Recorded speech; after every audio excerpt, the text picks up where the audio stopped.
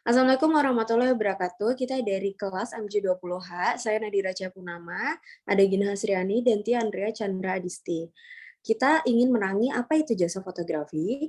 Pada zaman canggih saat ini, dengan hadirnya berbagai smartphone, tablet, ponsel terbaru yang dilengkapi kamera resolusi tinggi, membuat hasil tangkapan kamera lebih jernih dan sangat jelas. Tak kalah dengan kamera khusus fotografi, setiap saat dan waktu seseorang bisa memfoto objek yang disukainya menggunakan smartphone. Faktor lain yang membuat usaha studio foto digital dan cetak foto mengalami masalah laris manis, sekarang ini tak terlepas dari kebutuhan masyarakat sangat tinggi akan usaha jasa studio foto digital dan usaha cetak foto digital.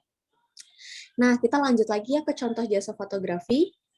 Oke, beberapa contoh jasa fotografi adalah mendirikan bisnis photobox, yaitu usaha photobox seringkali kita jumpai di pusat perbelanjaan seperti mall. Usaha ini menyediakan jasa foto dengan aksesoris yang bisa digunakan untuk berfoto menarik, unik, dan lucu.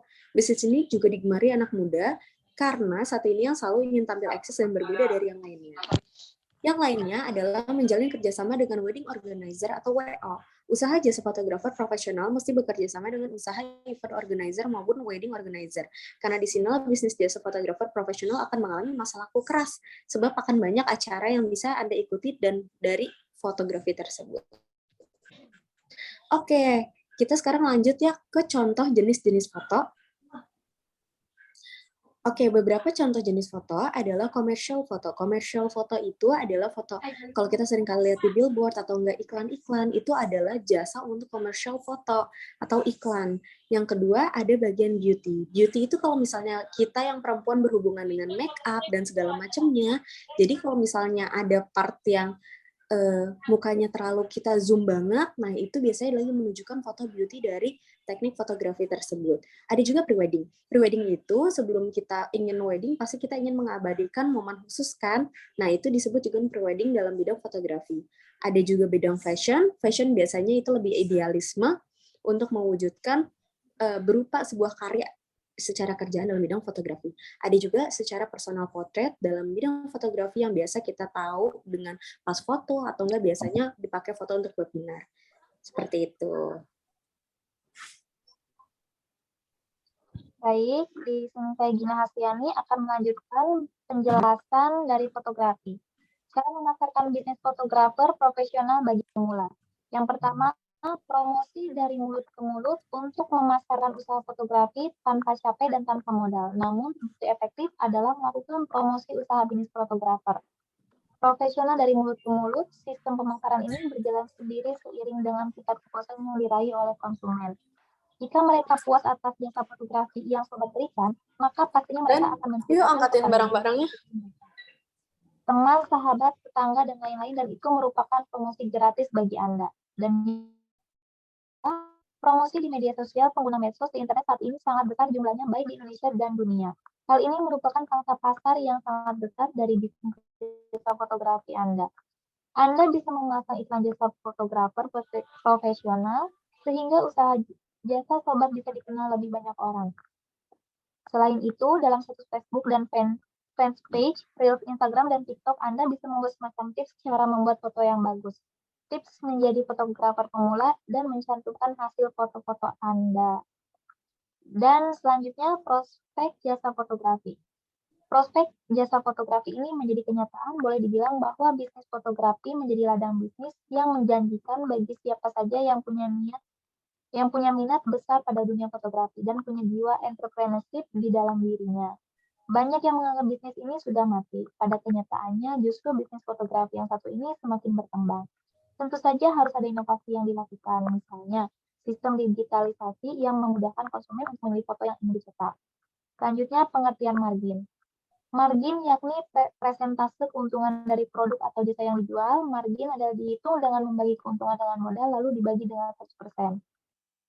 Yang kedua, margin keuntungan modal kali 100%. Dan yang ketiga, margin sangat erat kaitan dengan profit dan sering sekali disebut sebagai profit margin atau keuntungan margin. Profit margin ini adalah hasil dari perbandingan laba setelah dikurangi bunga dan pajak. Dan yang keempat, margin merupakan komponen atau unsur yang penting di laporan keuangan. Bisa dikatakan bahwa perhitungan margin ini selalu dilakukan, terutama saat perusahaan berhasil meraih keuntungan. Yang kelima, perusahaan manapun pasti tidak akan mengetahui beberapa persentase keuntungan yang diraihnya tanpa menggunakan rumus margin.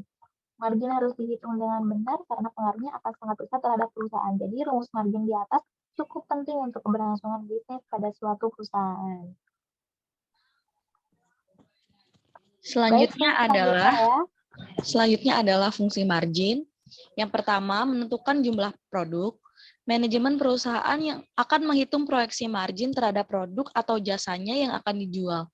Bila proyeksi tersebut sudah dihitung secara rinci, perusahaan dapat menentukan jumlah produk yang akan dipasarkan.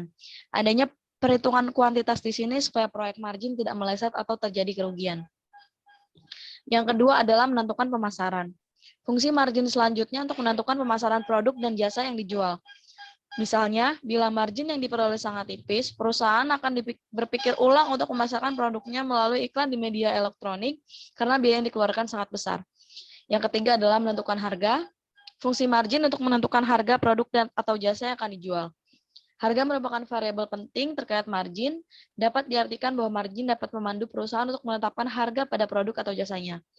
Bila perusahaan tidak mengetahui proyeksi margin, penentuan harga produk atau jasa memiliki risiko tinggi untuk meleset. Yang keempat adalah mengetahui laba yang diperoleh perusahaan dalam satu periode tertentu. Fungsi margin lainnya untuk mengetahui keuntungan yang diperoleh perusahaan dalam satu periode tertentu. Setelah mengetahui keuntungan yang didapat, manajemen bisa menyusun rencana strategis lainnya seperti ekspansi bisnis dalam membuka gerai baru. Yang terakhir adalah mengetahui perkembangan laba dari waktu ke waktu. Margin dapat digunakan untuk mengetahui perkembangan laba. Margin dapat digunakan untuk mengetahui perkembangan laba atau profit dari waktu ke waktu.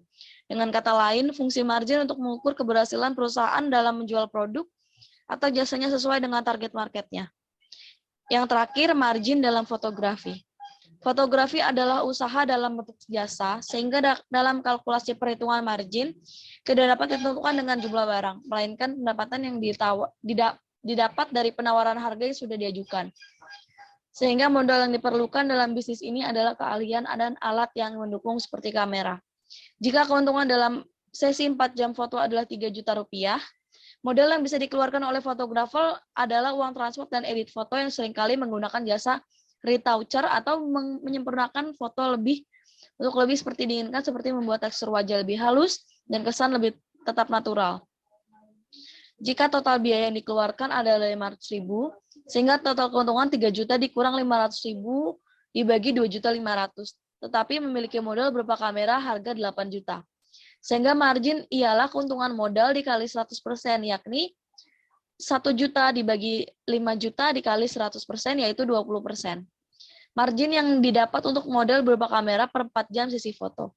Untuk margin yang dimiliki pun ditentukan dengan beberapa hal yang seperti harga jasa dan modal yang ditawarkan. Berikut adalah presentase dari kelompok kami mengenai biaya jasa dan margin fotografi. Jika ada kurang dan lebihnya mohon maaf. Assalamualaikum warahmatullahi wabarakatuh.